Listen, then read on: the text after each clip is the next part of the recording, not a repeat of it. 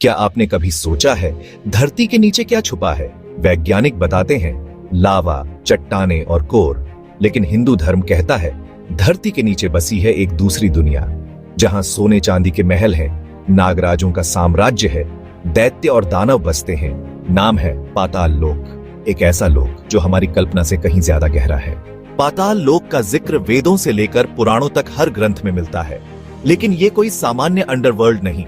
हिंदू धर्म के मुताबिक पाताल लोक 7 परतों में बसा है। अतल, वितल, सुतल, तलातल, महातल, रसातल और पाताल। हर परत एक अलग दुनिया है, जहां का समय, भौतिक नियम और जीवन शैली हमसे बिल्कुल अलग है। पाताल लोक का शासक कई कथाओं में नागराज वासुकी को कहा गया है।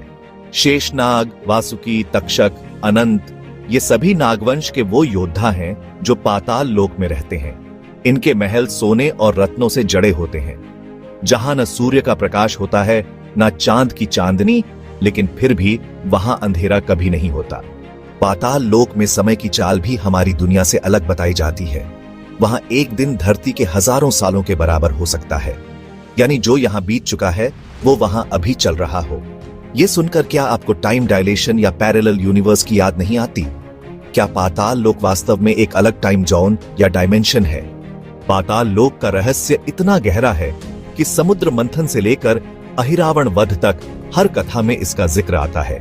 समुद्र मंथन के वक्त शेषनाग ने ही मंदराचल पर्वत को संतुलित किया था और पाताल लोक के नाग उस अमृत के रक्षक भी बने।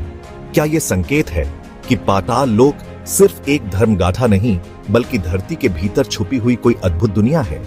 पाताल लोक में वासुकी और बलि जैसे शक्तिशाली राजा बसते हैं। बलि राजा वही असुर जिसे भगवान विष्णु ने वामन अवतार में 3 पग जमीन मांगकर पाताल लोक में भेज दिया था। लेकिन ध्यान दीजिए, बलि को दंड नहीं मिला, बल्कि उसे एक पूरे लोक का शासक बना दिया गया। क्योंकि पाताल लोक सिर्फ दैत्यों का कारावास नहीं, बल्कि एक स्वर्ग के बराबर सुंदर और रहस्यमयी संसार है। पाताल लोक और विज्ञान की थ्योरी आज भी एक दूसरे से टकराती है। हॉलो अर्थ थ्योरी के मुताबिक धरती के अंदर विशाल खाली जगह है, जहां शायद कोई दूसरी सभ्यता बसी हो। क्या पाताल लोक इसी थ्योरी का प्राचीन रूप है? क्या ऋषियों ने हजारों साल पहले ही इस रहस्य को पहचान लिया था? हिंदू ग्रंथों के अनुसार पाताल लोक के महल सोने, चांदी और रत्नों से बने होते हैं। वहां मणियों की ऐसी रोशनी होती है जो कभी बुझती नहीं। सोचिए, क्या यह एडवांस्ड टेक्नोलॉजी की कोई मिसाल है? सेल्फ सस्टेन्ड एनर्जी सोर्सेस का पुराना रूप? क्या एंशिएंट सिविलाइजेशंस एनर्जी और इंजीनियरिंग में हमसे कहीं आगे थी? पाताल लोक में नागों की जनसंख्या सबसे ज्यादा बताई जाती है। ये सिर्फ सांप नहीं, बल्कि शेप शिफ्टिंग बीइंग्स होते हैं। पुराणों में नागों को इतनी शक्तियों वाला बताया गया है जैसे वो किसी दूसरे ग्रह की स्पीशीज हो। क्या नागवंशियों का जिक्र एंशिएंट एलियंस का संकेत है, या फिर ये एक लॉस्ट अंडरग्राउंड सिविलाइजेशन की गाथा है? पाताल लोक का जिक्र दूसरे धर्मों में भी मिलता है। ग्रीक में हेड्स, नॉर्स में निफलहेम, ईसाई धर्म में हेल। हर सभ्यता ने अंडरवर्ल्ड का एक अलग नाम रखा, लेकिन कहानी लगभग एक जैसी। क्या यह कोइंसिडेंस है, या फिर हर सभ्यता ने किसी एक ही गुप्त अंडरवर्ल्ड को अपने अपने तरीके से बयान किया है? पाताल लोक का रहस्य इतना गहरा है कि आज भी कई लोग मानते हैं धरती के नीचे टनल्स और गुफाओं का ऐसा जाल है जो पाताल लोक की ओर ले जाता है। कुछ जगहों पर अजीब गुफाएं और सुरंगें मिली हैं जो ऐसा महसूस कराती हैं मानो वो कहीं और जा रही हो। क्या ये असली रास्ते हैं? पाताल लोक के बारे में सबसे चौंकाने वाली बात यह है कि इस लोक को कभी नर्क जैसा डरावना नहीं बताया गया, बल्कि पुराणों में लिखा है यहाँ के महल सोने चांदी से चमकते हैं, तालाबों में कमल खिले रहते हैं और जीवन इतना शांत है जैसे स्वर्ग का एक गुप्त हिस्सा धरती के नीचे छुपा हो। क्या यह सिर्फ कल्पना है, या धरती के भीतर छुपा एक पैरेलल सिविलाइजेशन का संकेत?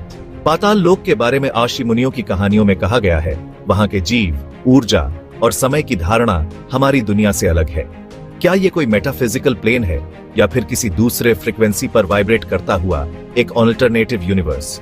अगर मॉडर्न साइंस की भाषा में कहें, शायद पाताल लोक क्वांटम रियल्म जैसा कोई हिडन डायमेंशन है।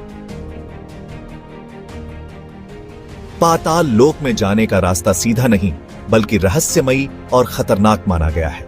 पुराणों के मुताबिक अहिरावण नाम का राक्षस हनुमान जी के समय राम और लक्ष्मण को पाताल लोक में ले गया था। हनुमान जी ने अहिरावण का वध कर राम लक्ष्मण को बाहर निकाला। सोचिए, कहानी सिर्फ सिंबॉलिक नहीं, शायद धरती के नीचे कोई गुप्त सुरंग या रियल अंडरग्राउंड वर्ल्ड भी हो सकता है। पाताल लोक का कनेक्शन सिर्फ भारत में नहीं बल्कि दुनिया भर के एंशिएंट मिथ्स में मिलता है।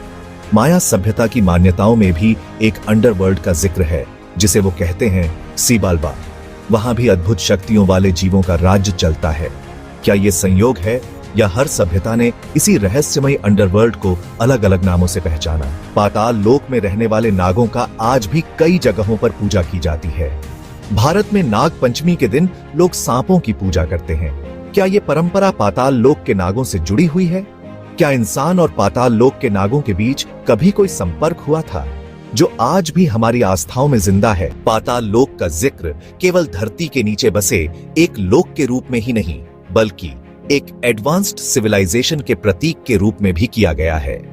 वहां की डिस्क्राइब्ड टेक्नोलॉजी, सुरक्षा प्रणाली और ऊर्जा स्रोत मॉडर्न साइंस के लिए भी अबूझ पहेली है।